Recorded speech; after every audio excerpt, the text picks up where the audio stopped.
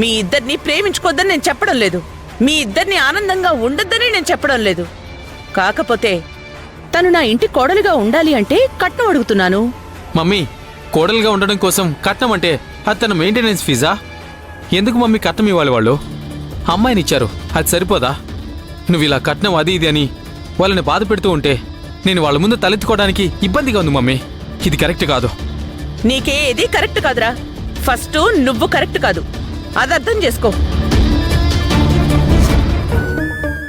ఎలా అండి, ఎలా తనని మనం కాపురానికి పంపించగలం? ఇంతలా ఆవిడ డిమాండ్ చేస్తుంటే అమ్మో, అంత డబ్బు మనం ఎక్కడి నుంచి తీసుకొచ్చి ఇవ్వగలం? అమ్మ, నువ్వు కంగారు పడకు, ఏదోటి చేద్దాం. అత్తయ్య, మీరు బాధపడకండి అత్తయ్య. సిద్ధార్థ వాళ్ళ అమ్మతో మాట్లాడతానన్నాడు కదా, ఏదైనా సర్ది చెప్తాడేమో చూద్దాం. భూమి,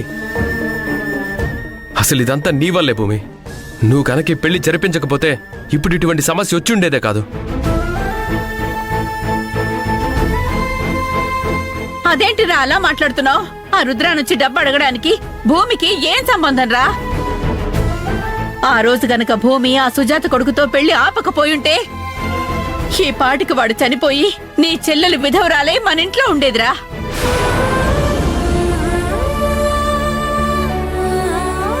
రే మాధవ, ఇప్పుడు జరిగిపోయిన దాని గురించి ఆలోచించి ఏంటి ప్రయోజనం రా? జరగాల్సిన వాటి గురించి ఆలోచిద్దాం. మంచో చెడు వాళ్ళిద్దరికీ పెళ్లి జరిగిపోయింది. ఇప్పుడు శౌర్య కాపురాన్ని ఎలా చక్కబెట్టాలా అన్న దాని గురించి ఆలోచిద్దాం. మరి ఇప్పుడు ఏం చేద్దాం నాన్న?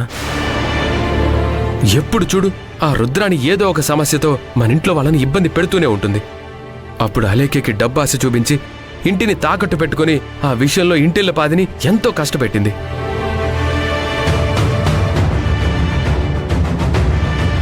అన్నయ్య చావంచుల వరకు వెళ్లడానికి కారణమైంది. మన ఇంటిని తను లాక్కొని మనల్ని నడి రోడ్డు మీద నిలబెట్టింది. ఓ రకంగా అక్క కడుపులో బిడ్డ చనిపోవడానికి కారణమైంది. అయినా సరే తన కొడుకుని మన శౌర్య ప్రేమించింది, తననే పెళ్లి చేసుకుంది. సరేలే, అన్ని సమస్యలు తీరాయి, వాళ్ళింటికి శౌర్యాన్ని కాపురానికి తీసుకెళ్ళింది అని అనుకుంటూ ఉంటే ఇదిగో ఇప్పుడొచ్చి కోట్లల్లో డబ్బు అడుగుతుంది. ఆమె అడిగినట్లు డబ్బు ఇవ్వాలంటే మన ఆస్తి మొత్తాన్ని అమ్మిన తర్వాత మనం రోడ్డును పడాల్సి వస్తుంది. మీరు ఆవిడ్ని చూశారు కదా, ఆ డబ్బు ఇవ్వకపోతే శౌర్యాన్ని కాపురానికి తీసుకెళ్ళనంటుంది. అప్పుడు శౌర్య అత్తారింటికి వెళ్లకుండా మనతో పాటే ఉండిపోవాలి.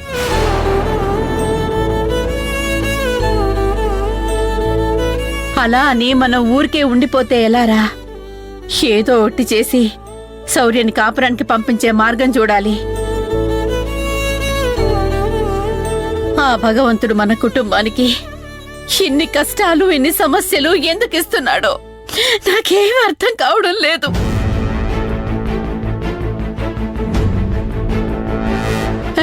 ఒకటి పోతే మరొకటి మన మీద పడుతూనే ఉన్నాయి.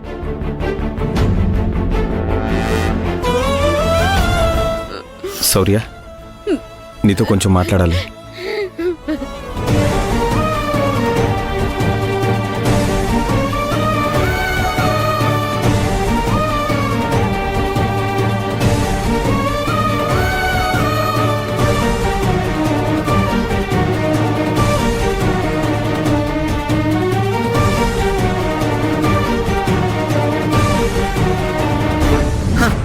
నేను చెప్పినట్టుగా మా అన్నయ్య గారు అమ్మాయిని చేసుకున్నట్లయితే నీకు 500 కోట్ల ఆస్తి.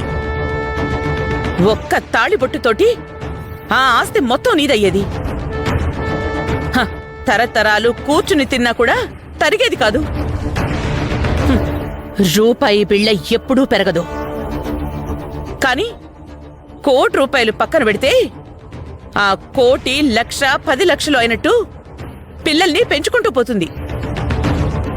అలాంటిది 500 కోట్లంటే నువ్వు ఎంత తిన్నా తరగదురా.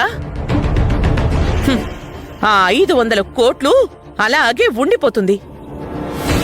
అలాంటి సంబంధం కాదు అనుకుని ప్రేమించాను ప్రేమించాను అని అనుకుని నా మాట కాదు అని వాళ్ళ ఇంటి చుట్టూ తిరిగి వాళ్లతో తన్నులు కూడా తిని వాళ్ల మాటలు పడి దాన్ని పెళ్లి చేసుకున్నావు.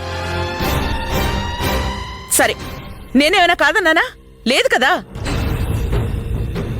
నేను కావాలి అనుకుంటోంది కట్నం. కోరి కోరి కోడల్ని తెచ్చుకున్నావు కదా. నీ కోడలు ఏం తెచ్చింది అంటే నేనేం చెప్పాలరా? అందుకని చెప్పి ఒక్కసారిగా వాళ్ళ దగ్గర 40 కోట్లు 50 కోట్లు తెమ్మంటే ఎక్కడి నుంచి తెస్తారు మమ్మీ అది ఆలోచించావా